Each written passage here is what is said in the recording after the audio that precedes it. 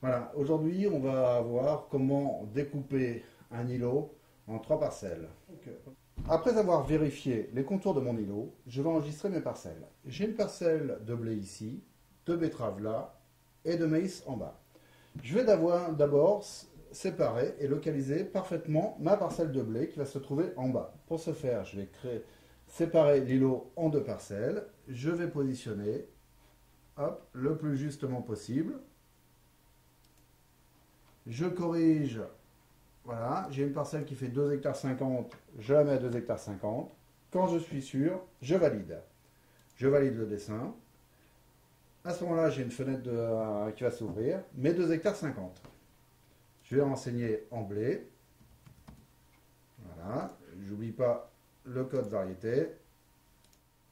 Voilà. Et après, je vais renseigner la culture qui est juste au-dessus, quand bien même, dans mes 9 hectares 14, je vais avoir 5 hectares de maïs et 4 hectares 14 de betterave.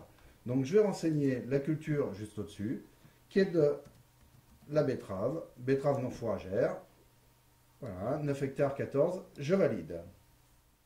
Après avoir validé, je vais cliquer sur ma grande parcelle que je vais devoir rediviser en 2 pour avoir mes 5 hectares de betterave et mes 4 hectares 14 de maïs. Je vais faire, elle est en marron, découper parcelle. Je vais positionner le trait à peu de choses près où c'est. Je vérifie pour mettre à 5 hectares. Voilà, j'ajuste.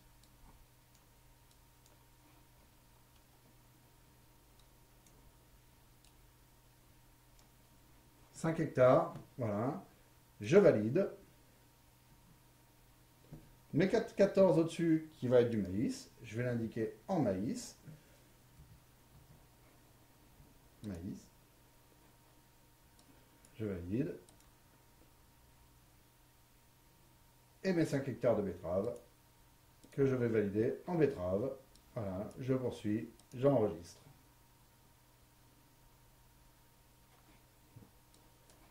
Voilà comment on divise un îlot en plusieurs parcelles. Je peux rediviser à l'infini ma parcelle de maïs comme je veux et je fais exactement la même opération.